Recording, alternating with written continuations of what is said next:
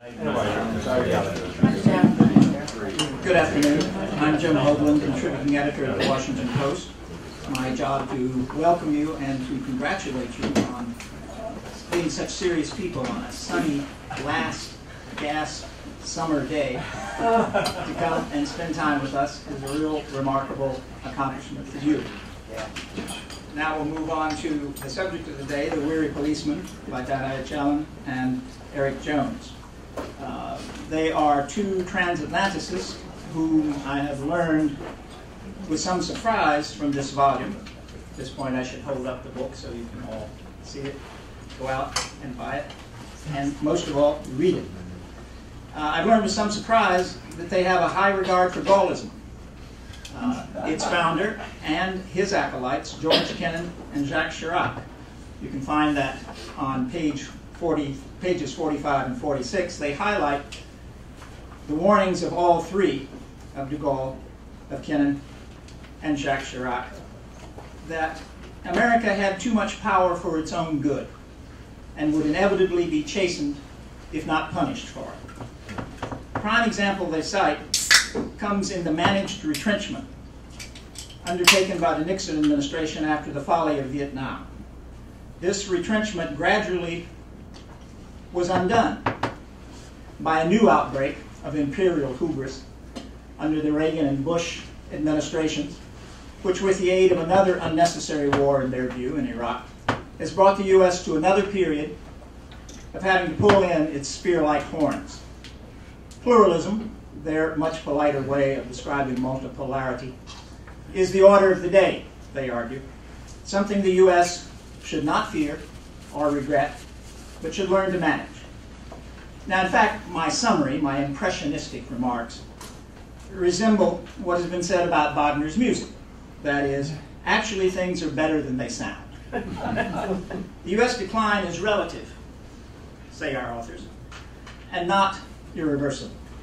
The U.S. does have options it can exercise to manage the inevitable but relative decline in its economic power and its ability to persuade or coerce other rising nations, to follow its lead in global affairs.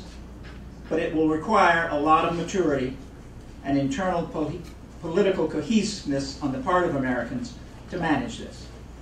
As I read and perhaps oversimplify your argument, Dana and Eric, there's every chance that this decline is a cyclical one that will follow the expansion and contraction dialectic that we've seen before, if the U.S. will understand several important things, beginning with the fact that America does not benefit and will not benefit from spending to maintain overwhelming military superiority in this new globalized world, to maintain a permanent war footing, as you put it. The U.S., in fact, needs to cut military expenditure to strengthen its domestic economy.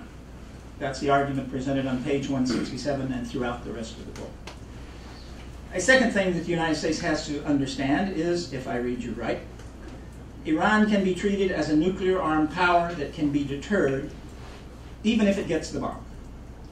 And thirdly, that China is not an enemy but a banker, or at least a nation that does not deserve, currently, enemy stature. And then as I read the interesting parts on how European nations are responding to the Euro economic turmoil, not very well, at least until yesterday, being the shorthand description, and the implications of that for the U.S. policy, I began to think that perhaps your title should have been Weary Policemen, or Police Persons, to be more politically correct today. As you suggest, Europe is much more likely to be shedding defense responsibilities than filling in any gaps left by America as a continent-wide recession looms there. I like your argument that global imbalances have to be corrected, but I wonder if you will convince Mrs. Merkel with your subsequent thought that the first, quote, the first step is to recognize that government indebtedness is the symptom of the economic turmoil and not the cause. I think she would have some cases in point on Greece, Spain, and Italy to offer to you in rebuttal. To be slightly less glib, this book is an ambitious, serious attempt to to look at the economic underpinnings of global political and military power, rather than to treat those subjects as separate items. You two deserve full credit for that. If you were to consider a second edition, and I hope you will, I would love to see you introduce some discussion of the economics of the shrinking role of nuclear deterrence and the rising role of missile defense in the spending dilemmas you described so well. Perhaps a few pages as well on the role of the established and social media in producing the political outcomes of American political dysfunction and European economic disorganization that you described. Finally, in that second edition, you will be able to lay out in greater detail how the Obama or Romney administration should go about developing the ability to conduct, quote, offshore balancing of power, unquote, that I take it you see as the path to safeguarding U.S. power and influence abroad.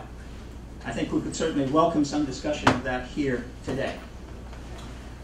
And there are a number of interesting recommendations that we can perhaps debate in the question and answer session. I'm going to turn now over to Donna to start the discussion today, and then we'll come back for Q&A. But again, I want to thank you all for coming and for being the alert audience I'm sure you will be. Jim, thank you very much. Now, that was a masterful presentation of our book, raising the question of whether I should really present anything at all. I mean, it is the case that some of the, how shall I put it, dialectical debates that we introduced into the book, you interpreted as us taking a very clear side when we probably should have, but we're a little bit wishy-washier. But maybe I'll explain that. But before I start, in addition to thanking you and for chairing this meeting, and obviously thanking everybody for your interest in coming to hear us speak, I want to start with one really profound note of thanks to Carol Dean, to the late Disc Dean, and the Robert and Artist James Foundation. Bob James and Carol Dean, I just saw, are with us today. And I just want to emphasize that their support was not just financial, but they really did push the Institute into posing the question of, in broadest terms, of whether the United States can and should remain the world's policeman. And as Jim said, it's a rather ambitious project, and I don't know if I would have, to be perfectly honest, I don't know if I myself would have picked so ambitious a project in what is, after all, rather large print, a reasonably small book. But I'm really, really grateful to have been nudged into doing so, because I think it's allowed me and Eric to think hard about America's global role in an historical perspective. Let me say something about what we mean by the age of austerity, and why, for that matter, the American policeman appears to be weary. We do not mean that the United States is insolvent under any common sense definition of the term. And this brings us right into current political debates, which are obviously very heated, but it is, I think, the case that returning to Clinton-era tax rates would cut something like close to $4 trillion off the national debt by 2020, which would bring our deficit down to about 2.5% of GDP, which means that under reasonable economic conditions, the debt would no longer be growing faster than the economy. Now, that's the medium term, of course. There's a long-term problem that is a serious problem in the Herb Stein sense, that if something can't go on forever, it's going to stop. And what is really worrying, of course, in the United States is the increase in healthcare costs. Let me just say, as a slight digression, I never quite understood how the problem of rising healthcare costs in the United States, particularly for the elderly, is seen as primarily or exclusively a federal budget problem. It's obviously a problem for our economy and our society. If healthcare costs are soaring, that damages the economy and the society, whether or not the bills are paid privately or through government. But it is the case that in our system, the government has a large role in healthcare, and it consequently has a big impact on the budget and the long-term debt. Now, just to, I mean, we can debate this, and I'm going to say something that seems obvious to me, and it may not seem obvious to everybody here, so we should debate it. The solution is obviously going to have to entail, first of all, a way of restraining healthcare costs. Second, maybe slightly more controversially, restraint in defense spending. And third, higher taxes. Of these three parts of a package solution, only the first is technically difficult, and it is very difficult. The second is, to be sure, a strategic and political problem, but we did restrain defense spending in the last decade of the 20th century and contributed to a federal budget surplus that made Alan Greenspan worry about the end of the federal debt. That threat was dealt with rather well. And the third is, of course, the tax issue is an excruciating political problem, which I think is the main fault line in American politics right now. But meanwhile, the United States government can borrow vast sums of money at extremely low rates of interest. And not to belabor the point, I personally think it should be doing so vigorously to counteract the contraction in spending by state and local governments and the continuing deleveraging of the private sector economy. This Keynesian argument is also at the heart of the current, or big disputes about this Keynesian argument is also at the heart of the current political campaign. For the purposes of our discussion here, I just would observe one thing, which is that defense spending is also federal spending. It might have a lower multiplier effect, but it's not nothing. As Jonathan Chait rather mordantly observed, America got out of the Great Depression through the great Keynesian program of World War II, and if they had taken all those tanks and airplanes and dumped them into the ocean rather than deploying them to the battlefield, it would have had exactly the same economic benefit without obviously the horrific human consequences.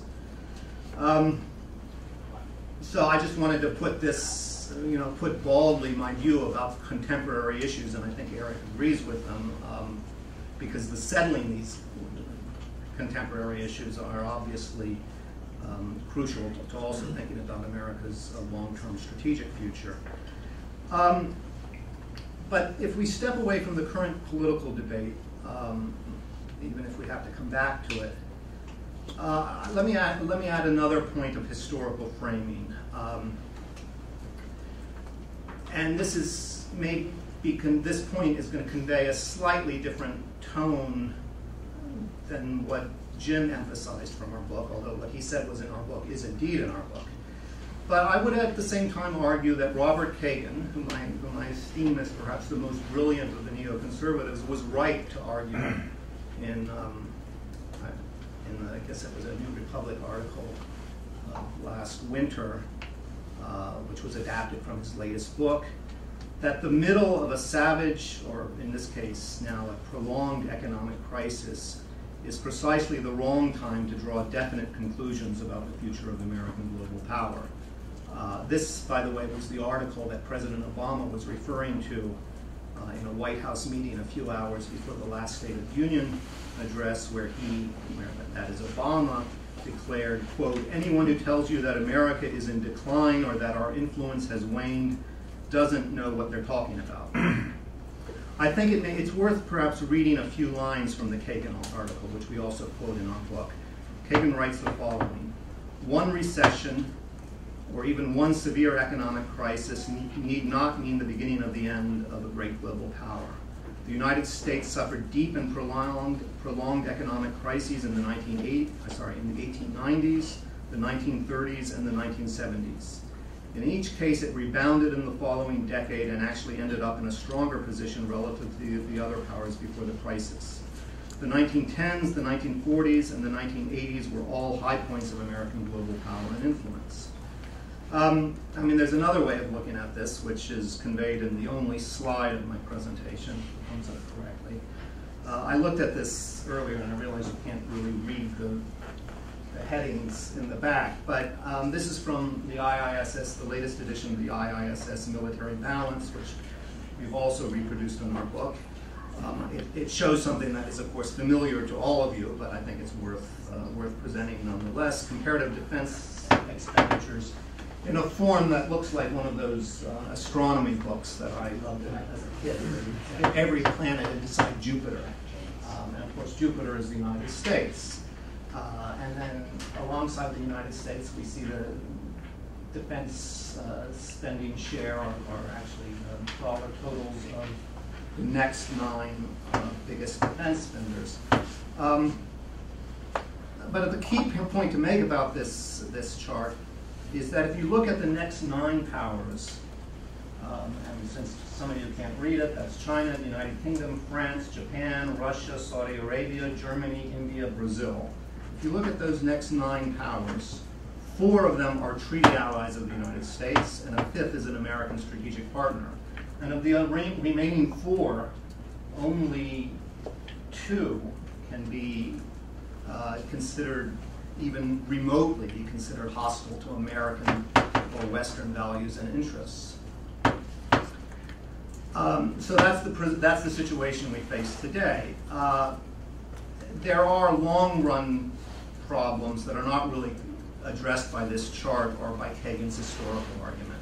The first problem is one of, and I think Jim referred to this, the problem of relative decline. And here it's worth, I mean, there's a little bit of rhetorical sleight of hand in the argument Kagan makes. 2 of Kagan's historical examples are taken from periods when America's relative share of world output was growing.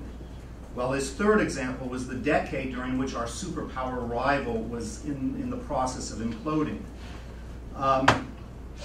If you look at the challenge we might face from China, which is the most salient, or at least the most talked about example, I mean, the fact is China is likely to face all sorts of economic, political, and demographic problems over the next 50 years. It's not currently signaling intentions to challenge the United States globally, and it's possible that it never will. Nonetheless, the world that most of us want to see, or at least should want to see, is a world in which a country's share of global wealth converges on its share of global population. And the simple point to make is that sustaining U.S. strategic hegemony in that world is going to be more difficult. I'm not saying it's impossible, but it's certainly going to be more difficult. Now, there are, that's a kind of long-term issue. There are more acute problems, or problems having to do with our very recent past. And we talk about this a great deal in the book.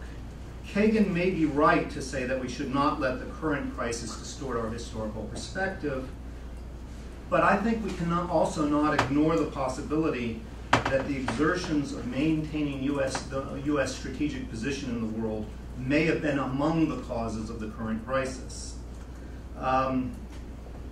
Eric and I were both doctoral students of David Kaleo, who has devoted much of his career to warning about the ill effects of American hegemony on both its domestic political economy and the world political economy. And about 3 years ago at our the IISS annual meeting, the Global Strategic Review, the famous Keynes biographer Robert Skidelsky drew specifically on Kaleo's work to argue that the macro imbalances between Chinese oversaving and American overspending are what, and I'm quoting Skidelsky here, are what enable the United States government to live beyond its means by getting other countries to finance its imperial pretensions.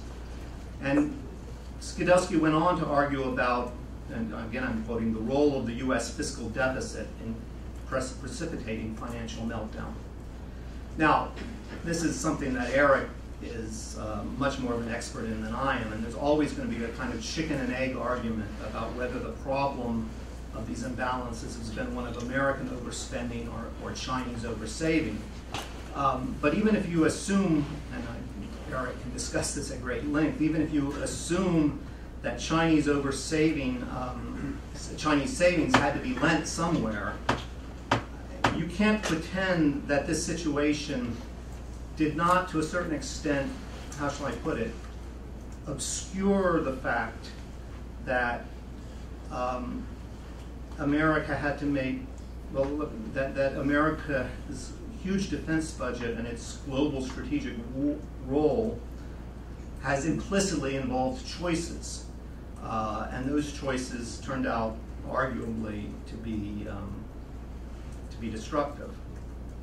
this is obviously unpacking a huge, and in this case probably a theoretically contentious argument about one of the sources of the crisis that we're still living through. But I'm going to, there is even if we can argue about the precise mechanisms, I'm going to read another quote, which is a key insight, I think, from Bill Emmett, who is a former editor of The Economist, who's now a current trustee of the IISS.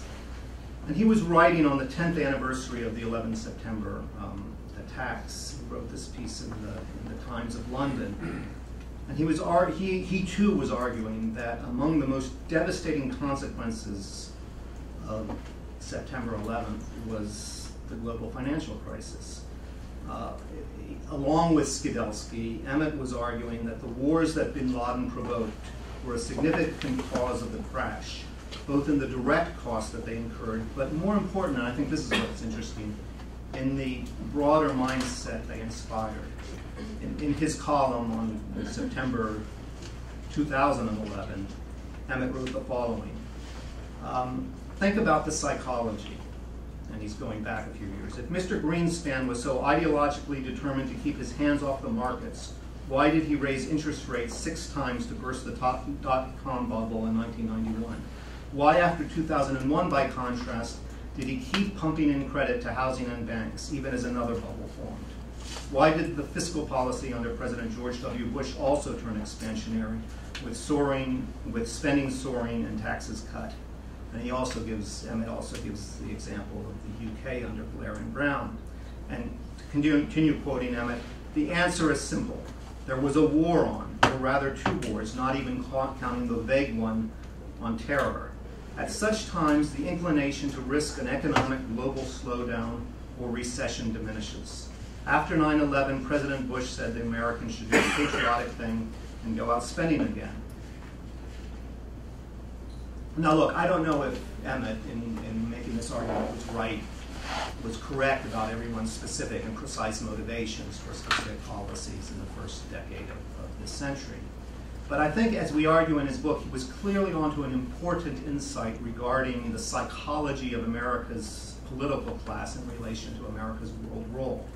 American elites have been chronically reluctant to concede that the role of world policeman, to use that word, requires any kind of explicit trade-off against anything else, including American living standards.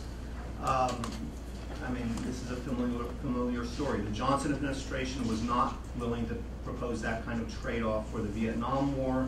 The George W. Bush administration was not willing to do so regarding Iraq and Afghanistan. And I think a key point here, which is a difficult point, is that the problem is not confined to wars that are controversial or, in our view, unwise and unnecessary. In our view, the 1991 war to reverse Iraq's invasion of Kuwait was both necessary and justified, and it's easy to imagine future wars that are equally justified in light of America's security role. I would say an excellent example of a potential future war is in Korea. It's a good example because it was, after all, the battleground of America's first post-World War II police action. And I think it's important to think about that shift that took place in America's thinking about its role between the Second World War and the Korean War. After all, World War II was considered an existential contest in which it was natural for Americans to mobilize every sinew of state, society, and economy.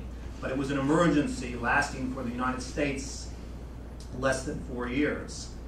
And by contrast, a permanent war footing, a phrase we use, which Jim properly highlighted, and I think that the chart there can't really be described as anything else. A permanent war footing is going to require either an endless source of deficit financing, which is not impossible. I mean, Eric will tell you why it's not impossible, but it's problematic, or a more fundamental rethink about the purpose of American state and society. Now, I have a lot more to say, and I think I'm not going to say it because I'm going to run out out of time very quickly.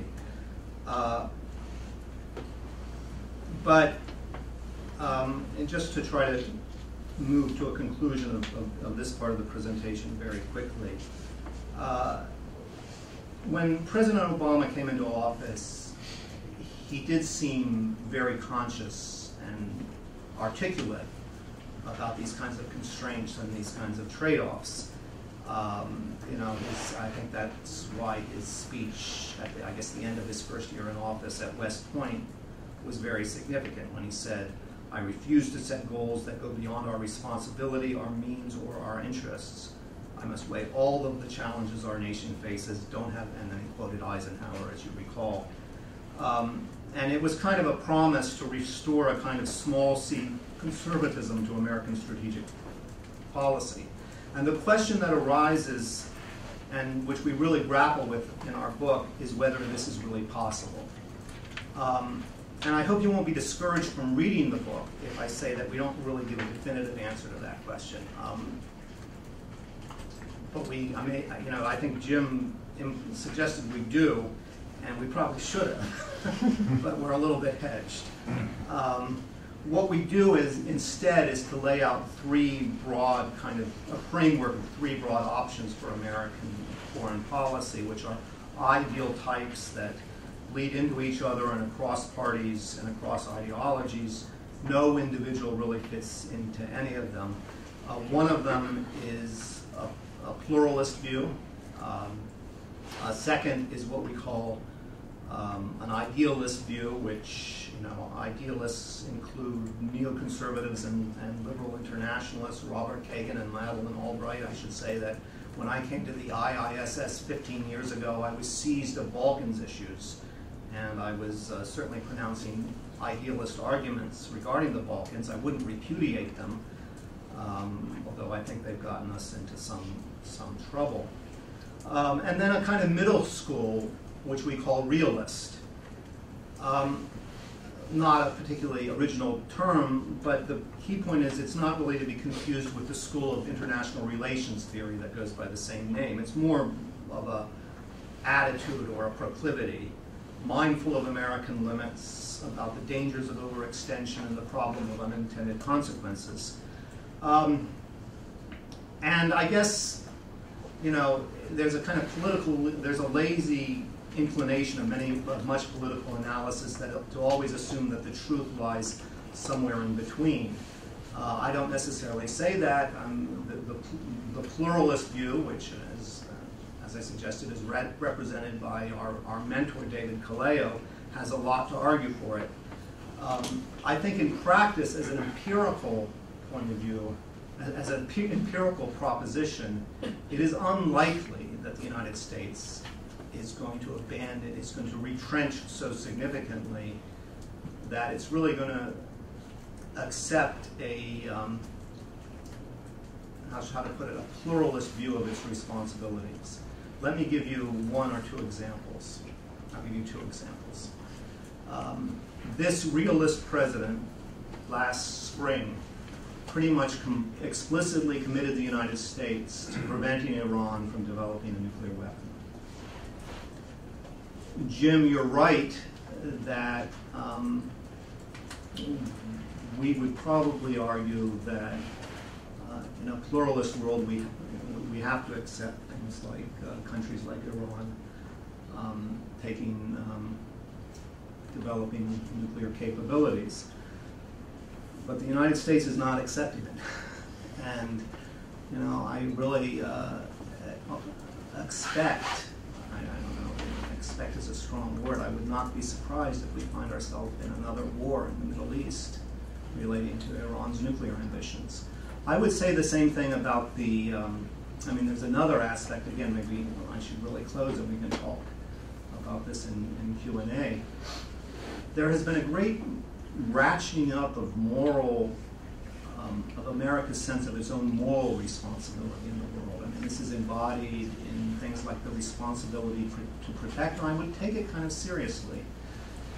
If you look at the Libya intervention, it was argued about in the U.S. government, but we ended up doing it. Now, we ended up doing it according to a model by which we would hand a lot of responsibility over to allies. But I think it's nonetheless clear that America's sense of its humanitarian responsibilities are greater now, certainly, than they were during the last retrenchment that we compare this one to under the Nixon administration.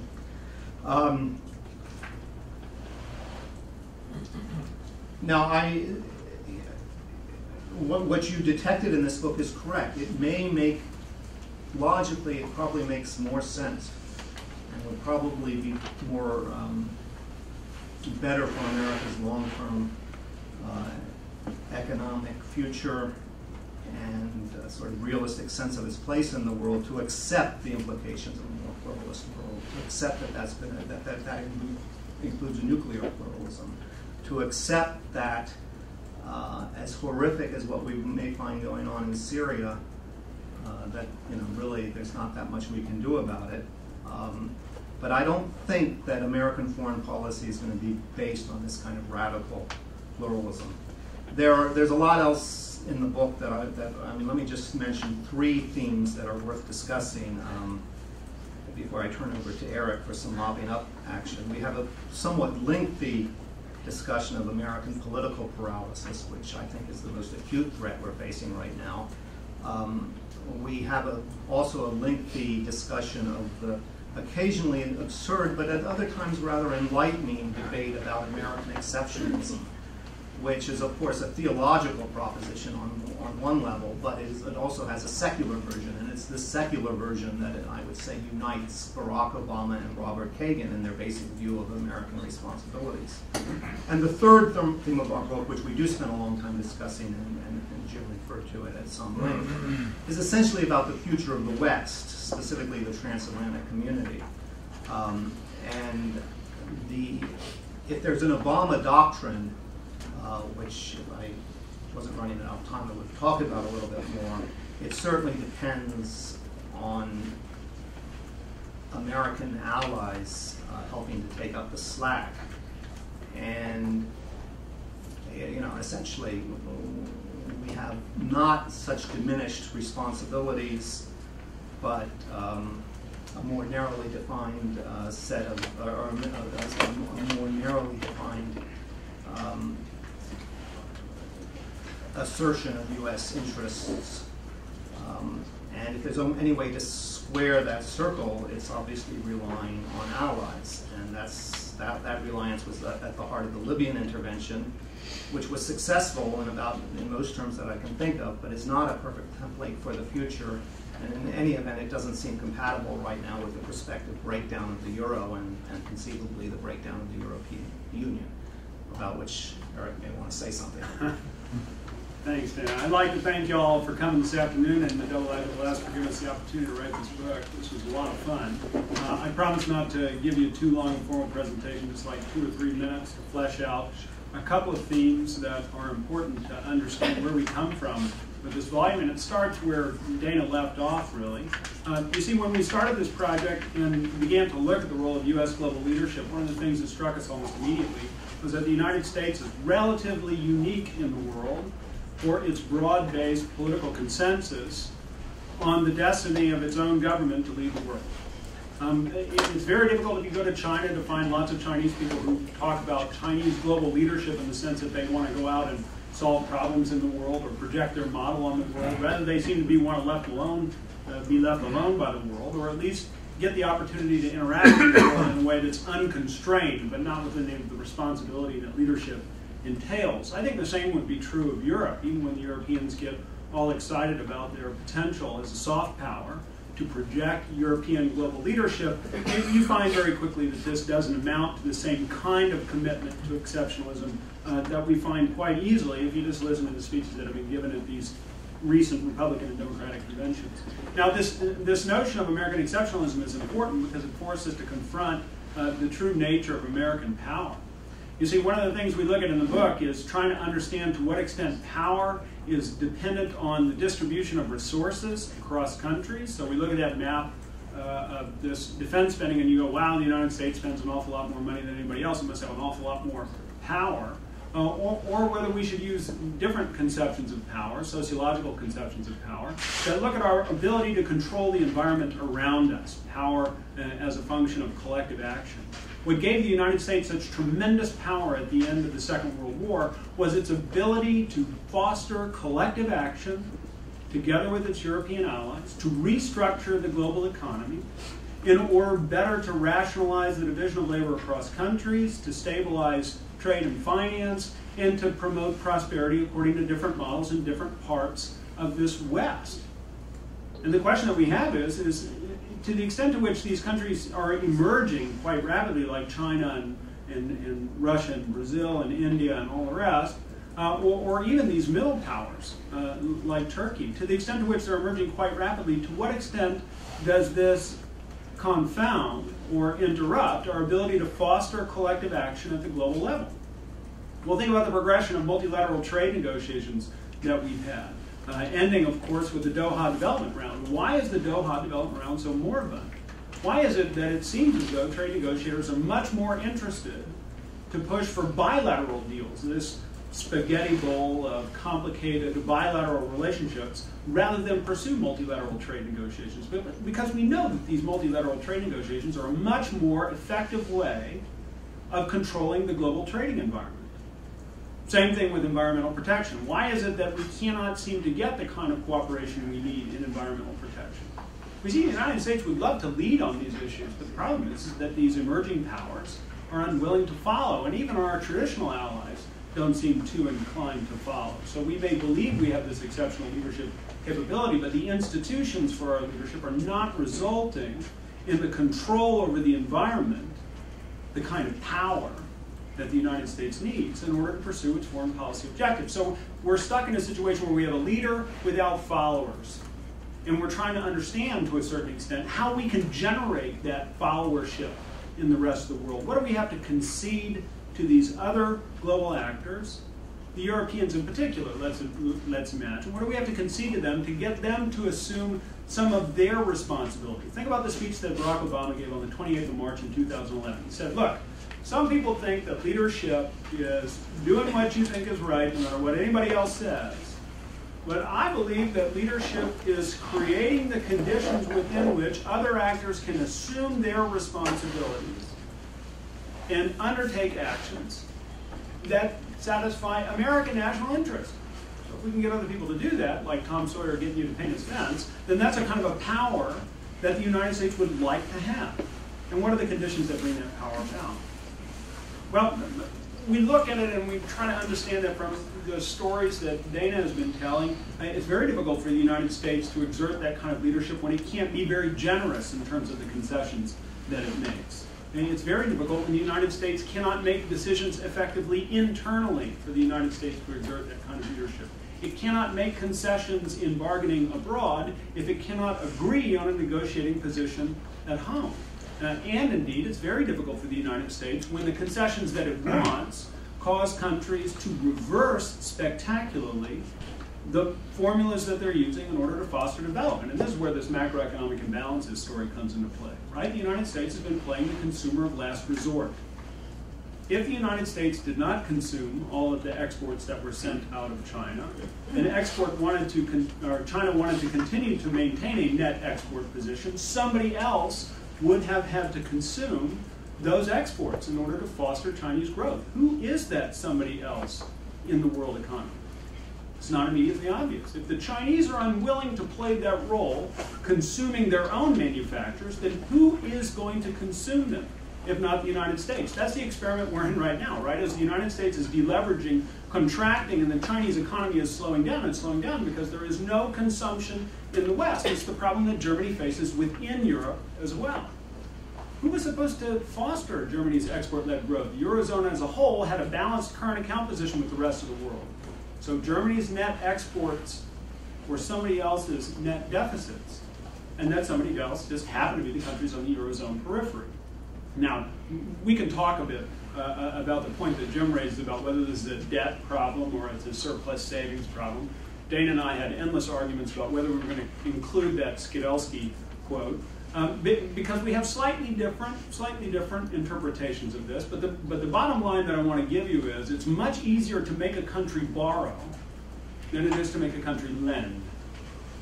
I can force a country to borrow simply by going into its sovereign debt markets and buying up all the sovereign debt I want. But how do I force a country to lend? This is the problem that we have in the Eurozone. It was very easy to make the peripheral countries in the Eurozone borrow simply by going in and bidding up the prices of their sovereign debt. But now that Germany wants to take that money back, it's disrupting the economic performance of those economies. And so the question is, how do we force Germany to lend? And the answer is, not very easily, unless, of course, we can use either the Target 2 system or the European Central Bank. Target 2, for those of you who are interested, is far too complicated for me to explain right now. The bottom line at the end of this tale goes like this. The United States may find itself in a situation where it simply cannot foster the kind of cooperation it needs in order to achieve its global objectives, particularly given the situation in Europe right now, where Europe is retrenching. Their ability to sustain the Obama administration's pivot to the Pacific and the responsibilities that this entails for the European allies are considerable, I would suggest. Their ability to support that is diminishing rapidly, which leaves the Obama administration, or any future administration, whether Obama or Romney, to have to consider whether they're going to reverse that pivot or simply complement the forces in Europe with another increase. My assumption is that given the perception of America's leadership role, the United States is likely to make that overcommitment. And if it makes that overcommitment, it will do it to the detriment of the U.S. economy and to the weakening of America's ability, both to foster cooperation and to maintain the resources that give it the potential for power and efficiency. Thank you. Dan and Eric, thank you for those summaries. I'll turn now straight to the audience for some short, succinct questions. Would you please identify yourself and any affiliation you want to include? Yes, sir. I'm Hank Gaffney from CNA. Been 51 years in Washington, minus 3 years in Brussels. I have no idea where you get these responsibilities. Or somebody talks about sharing the burden. Where is that burden document? Where is the burden document? Hold it a little further away. Yeah. Does somebody have these documents which list all these responsibilities and obligations and commitments and all those things? I've never seen one of those documents. Okay. We've only got about 20 minutes, so if we could keep both questions and answers short, we'll get one at once. Let's get an answer to this gentleman's question first. Well, I don't think the document exists, so I'm not quite sure how to answer the question. It is, but I think that's his point. Yeah, I understand the point, but it's not as though the sense of obligation and the real responsibilities aren't there. I mean, let's look at the Persian Gulf. Real responsibilities. Well, look, it's not a secret or a mystery or an untold story how the United States and how this administration in particular came to a position where it publicly committed itself to prevent Iran from developing nuclear weapons. It has to do with our previous commitments in the Middle East. It obviously has to do with our relationship with Israel. The people in the administration tell me it also has to do with an absolutely clear determination, a really clear judgment by the administration itself and by President Obama that an Iran with nuclear weapons would be intolerable in terms of U.S. interests. But those U.S. interests are, needless to say, are largely defined by these burdens that we're talking about. I'd say that one document does exist that I think is a very important one, and that is the United Nations Declaration on the Responsibility to Protect. And as you read this book, I think you will join me in concluding that the logic that Dana and Eric lay out here is that we actually have reached the high water mark of humanitarian intervention in world politics. And that was a sad realization for me. Yes. Over Aberdeen, there are two interventions that occurred by the U.S. One was in Lebanon in '58. We went in, we told everyone, stop fighting. Within 3 months, we came out looking good, respectable. Secondly, in '91, when we went to Iraq, the whole community backed us, and the Arabs paid for it. So it was an intervention that was successful. We made money out of it. When it came to the second Iraq war, we had our European allies, the Germans, the French, the Turks, and many Arabs who said, don't go, it's going to be pretty bad. So I think it depends on which war you want to go to and which intervention your allies share. If there's no sharing of interest, you're not going to have any allies, and it's going to be costly. Okay, we'll move on to another question. Yes, ma'am.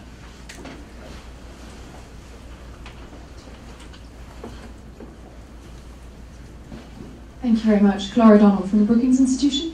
I had a question for Eric, and which was simply if you could maybe elaborate on how you think the Europeans should respond to the US pivot towards the Pacific.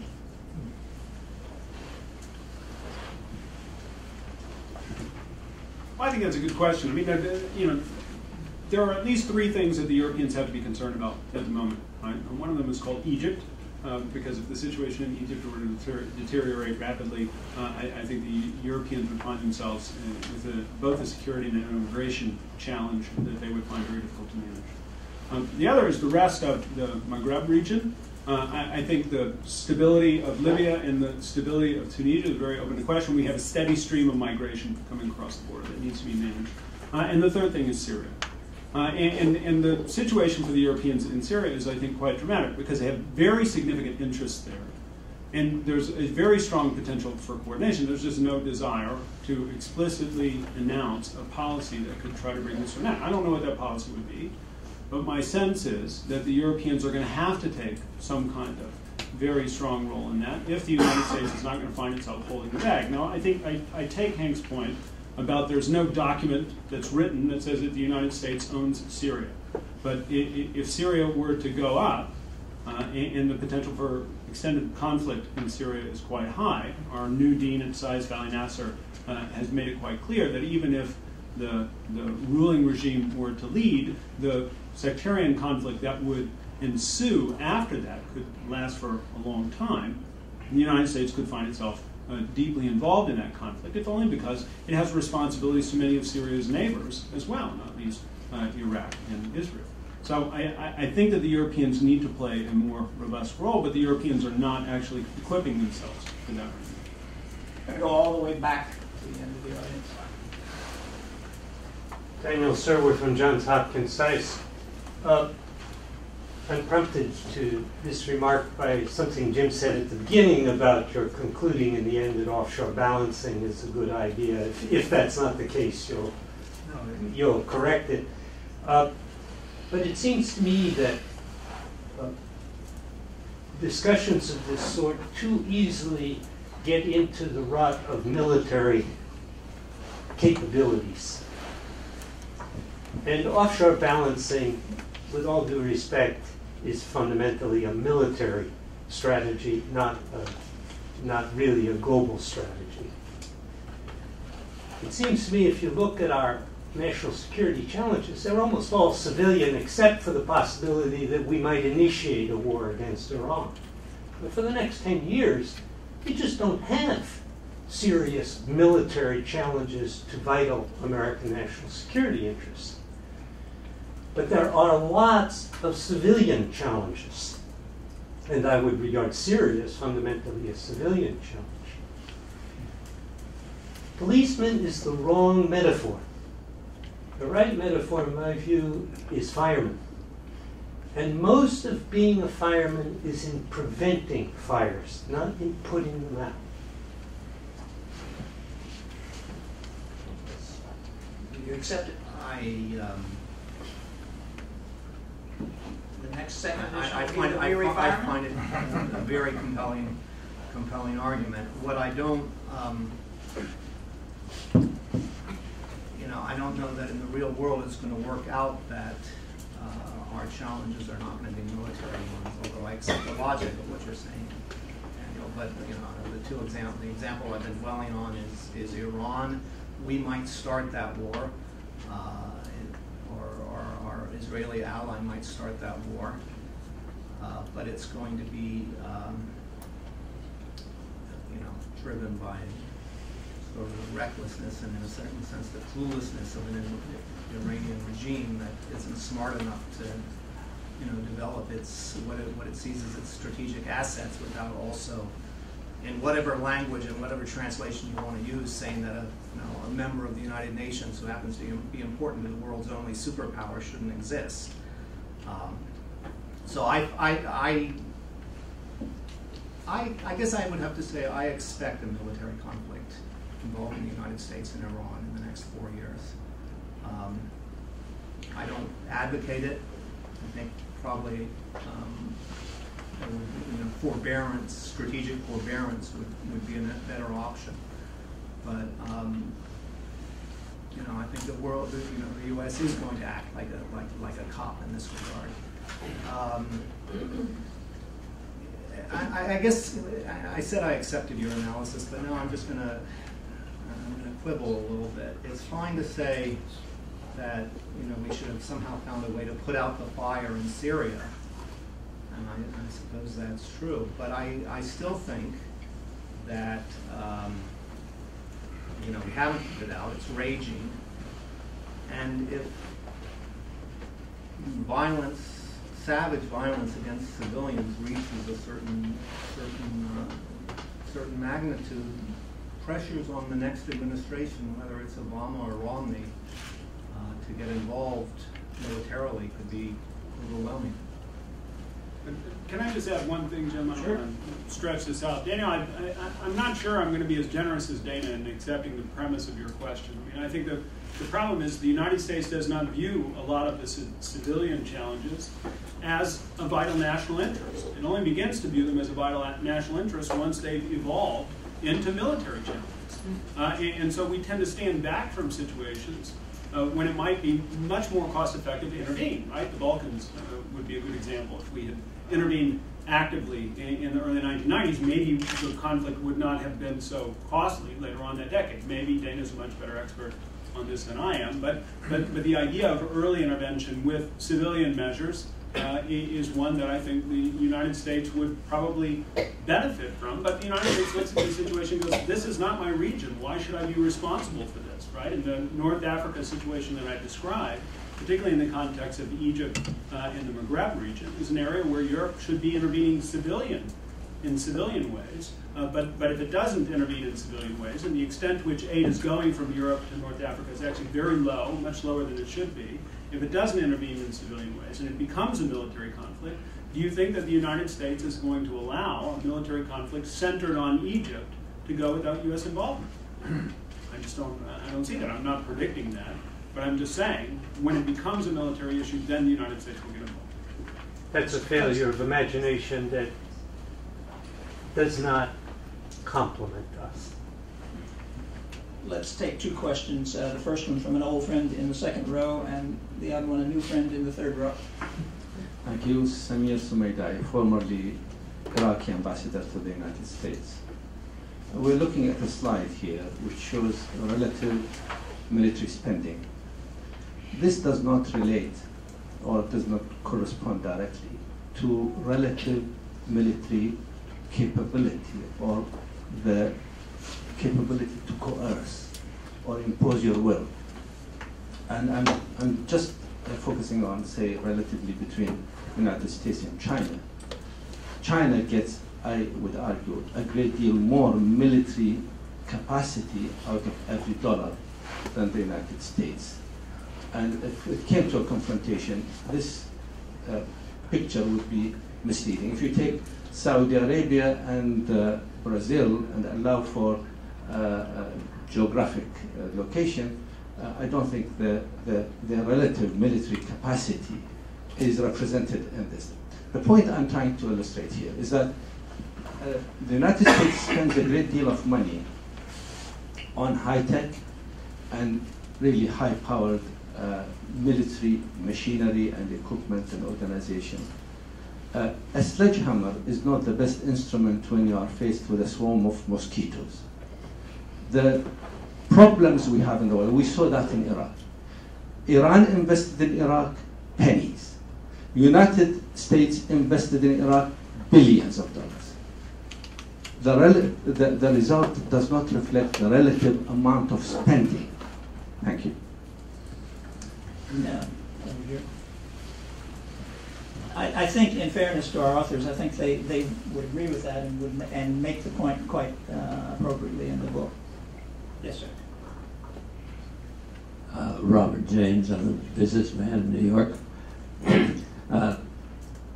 Alan and George, you did a good job of assessing the world police job that the United States faces. If you're a businessman, or as a matter of fact, if you're a military man, assessment will not do.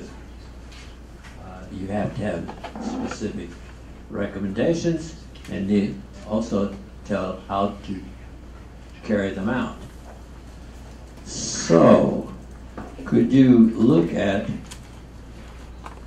what you would tell President Romney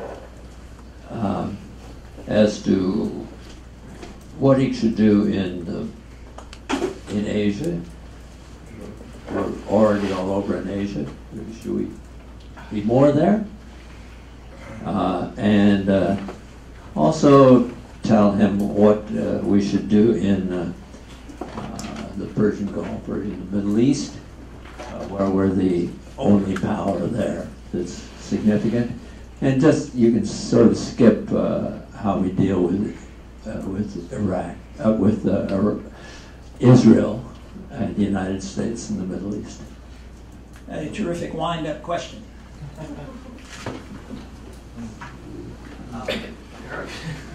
Now, I think,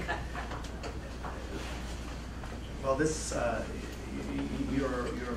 your preface there, Bob, gets to something that I, as an editor, often say to my authors now, which is that a good article for my journal should illuminate a problem. I'm not necessarily interested, and I'll tell you why in a second, I'm not necessarily that interested in articles with specific policy recommendations.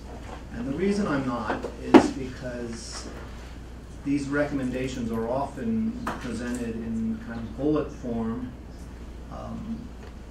clearly in language that is meant to, in most cases, is meant to be directed at the U.S. administration of the day,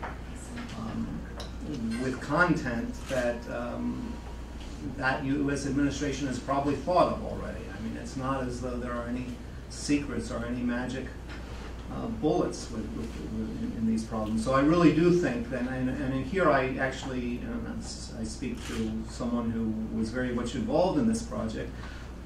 You know, I really do not think, I don't apologize for the fact that maybe on some issues I think we laid out the situation, an analysis of the situation, without being very, very specific about which way we think the United States should go. So therefore, for example, you know, we described a pluralist view of the world in which, in its most rigorous form, would accept that a country like Iran, given the security situation it faces, is going to do everything it can to develop a nuclear weapons capability and possibly a nuclear weapon.